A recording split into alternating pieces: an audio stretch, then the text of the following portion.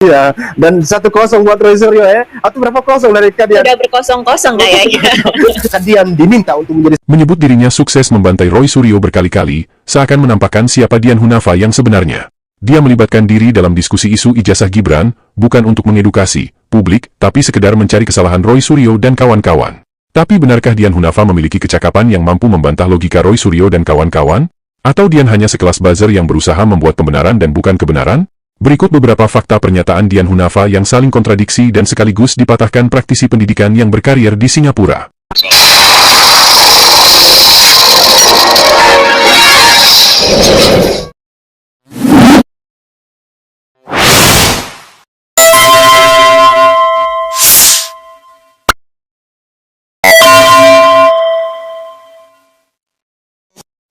Refli, Harun,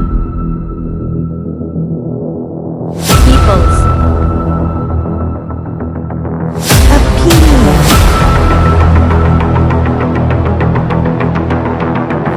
Nah, kalau di Indonesia kan lulus SMA udah bisa langsung kuliah, masuk universitas. Kalau di Singapura enggak, dari secondary school ada yang namanya junior college. Mungkin nanti bisa di-share ya Kak, bagannya kan waktu itu. Saya akan tampilkan bagan yang sudah dibuat nanti soal itu. Oke, baik. Bisa di-share.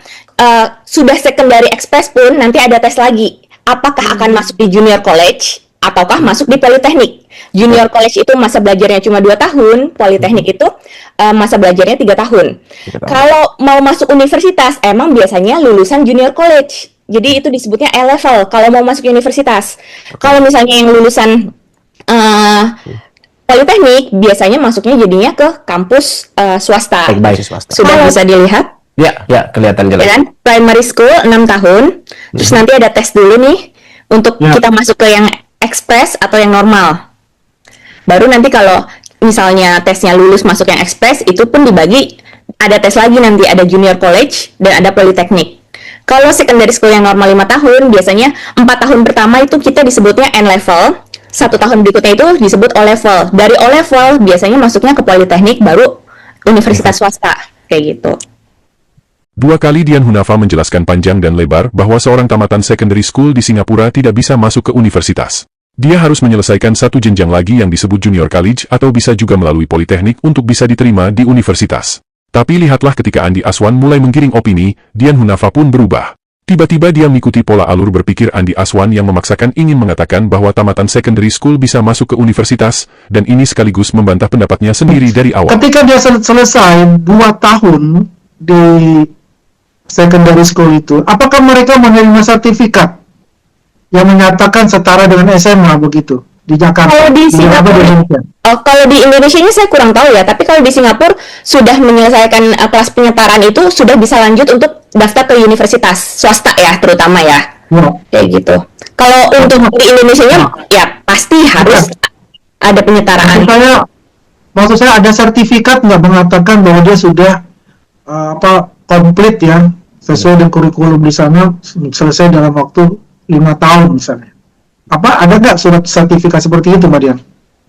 Kalau karena saya secondary school-nya tidak di Singapura ya, saya di Indonesia tuh udah sampai SMA dan sempat kuliah juga di Indonesia, jadi saya pribadi untuk sertifikat secondary school saya memang kurang memahami. Tapi yang saya tahu teman-teman saya itu sudah ada pernyataan lulus dari secondary school, ya langsung bisa daftar ke universitas. Sudah ada pernyataan lulus dari secondary school, ya langsung bisa daftar ke universitas, karena sudah ada pernyataan lulus dari secondary school, ya langsung bisa daftar ke universitas, karena... Dengan penuh percaya diri, Dian Hunafa menyebut sudah mengalahkan Roy Suryo berkosong-kosong. Tapi di sini, dalam satu kesempatan podcast yang tidak sampai berdurasi 1 jam, hanya dalam beberapa menit, Dian Hunafa justru terlibat perseteruan dengan dirinya sendiri. Di awal begitu yakin bahwa hanya lulusan junior school dan politekniklah yang bisa diterima di universitas. Tapi belakangan kemudian membantah dan mengatakan bahwa lulusan secondary school pun bisa langsung masuk ke universitas. Jika kalian masih bingung mendengar penjelasan ini, perbandingannya seperti ini. Di awal, Dian menjelaskan bahwa hanya tamatan SMA atau SMK yang bisa masuk ke perguruan tinggi. Tapi kemudian di belakang, Dian sendiri yang membantah pernyataannya dengan mengatakan bahwa tamatan SMP ditambah 1 kelas di SMA pun bisa langsung masuk ke perguruan tinggi. Bagaimana jika 2 pernyataan saling kontradiksi yang disampaikan oleh 1 orang seperti ini ditampilkan di pengadilan? Di sisi lain, Dian mengaku masuk ke Singapura setelah lulus SMA dan bahkan sempat kuliah di Indonesia. Artinya Dian sesungguhnya tidak memahami sistem pendidikan dasar dan menengah di Singapura. Maka kemudian kita bisa maklumi bahwa pemahaman Dian Hunafa tentang sistem pendidikan seutuhnya di Singapura tidak lain adalah pemahaman cocokologi yang disesuaikan dengan kebutuhan. Dian mungkin belajar dari internet untuk menerangkan bahwa seorang lulusan secondary school mustahil diterima di universitas. Tapi dia mengakomodir kepentingan relawan Jokowi Andi Aswan dengan mengatakan bahwa lulusan secondary school bisa langsung ke universitas untuk menyesuaikan ijazah orang yang sedang dibela. Sampai di sini, Anda masih percaya pada buzzer dan relawan? Tapi ini belum berakhir. Berikut cocokologi Dian Hunafa lainnya yang dibantah praktisi pendidikan di Singapura. Nah ini kalau dia secondary school, terus dia kan melanjutkan ke UTS ya, inserts ya. Sepengetahuan saya kan inserts itu memang adalah foundation gitu sebelum kita Iya, masuk. foundation ya, itu benar. Nah, itu foundation setelah lulus SMA kalau katakanlah ya. Ya. Setelah lulus SMA itu foundation. Nah, jadi gambaran saya Mas Gibran ini menerima surat keterangan telah menyelesaikan 5 tahun kurikulum Singapura itu. 3 tahun SMP, 2 tahun di Singapura, ya di secondary school itu.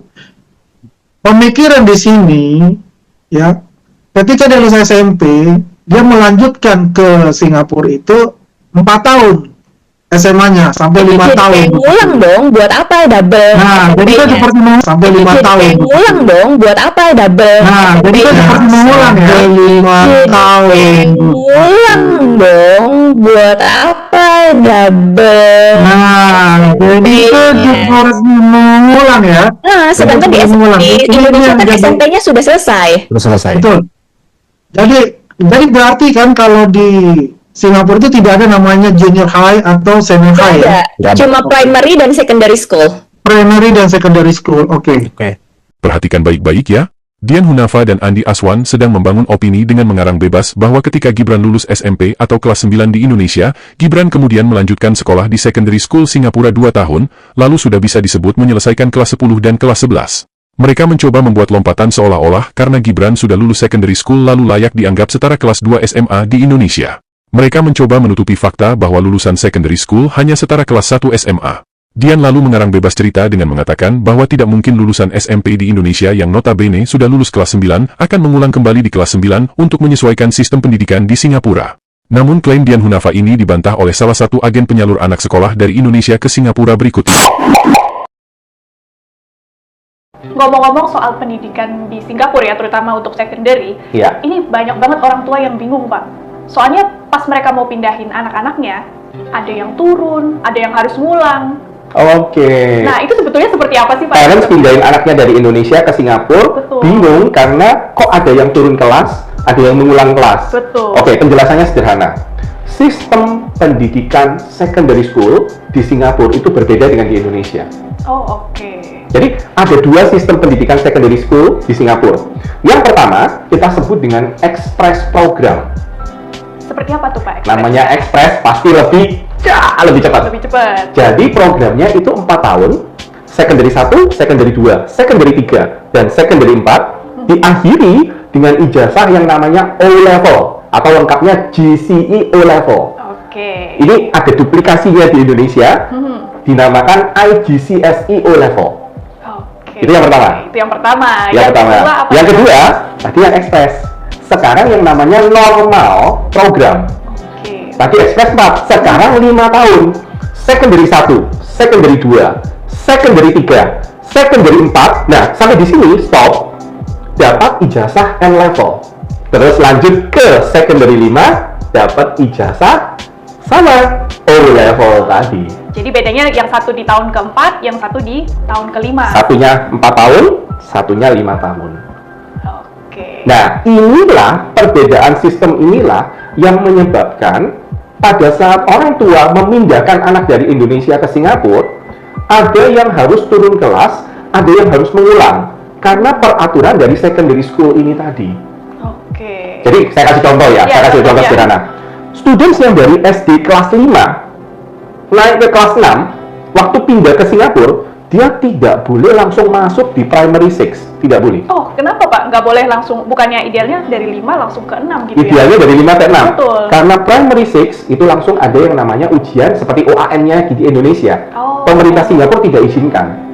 Contoh lagi, students yang dari SMP kelas 3 di Indonesia, naik ke SMA 1, kalau dia pindah ke Singapura, dari SMP 3, dia nggak boleh langsung masuk secondary 4, itu nggak boleh. Students yang dari SMP kelas 3 di Indonesia, naik ke SMA 1,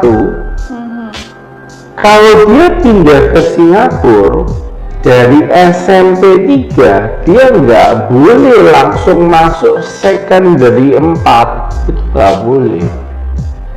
Video ini tayang di YouTube pada Mei tahun 2021 atau 4 tahun silam, sehingga tidak ada hubungannya dengan ijazah Gibran.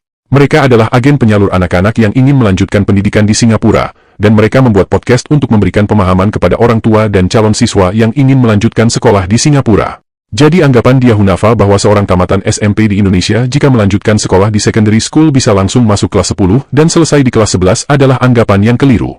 Tamatan secondary school terlebih jika tidak mengikuti ujian O-level tetaplah hanya setara kelas 1 SMA. Jika Andi Aswan benar bahwa Gibran hanya 1 tahun di Australia, maka sekalipun ditambahkan, tetap belum bisa dianggap setara SMA. Terlebih lagi jika di Australia Gibran hanya memperoleh surat keterangan partisipasi bukan ijazah. Jika ini yang terjadi, maka sejatinya, ijazah legal Gibran yang sebenarnya hanya yang berasal dari secondary school dan itu hanya setingkat kelas 1 SMA. Semoga Dian Hunafa menonton video ini, dan mulai berbenah. Mencari sumber yang benar untuk bisa memberikan edukasi yang benar dan bermanfaat untuk publik di Indonesia. Satu permintaan maaf tidak akan membuat dirimu terhina, dibandingkan mengumbar asumsi pribadi seolah itu kebenaran, tapi menyesatkan.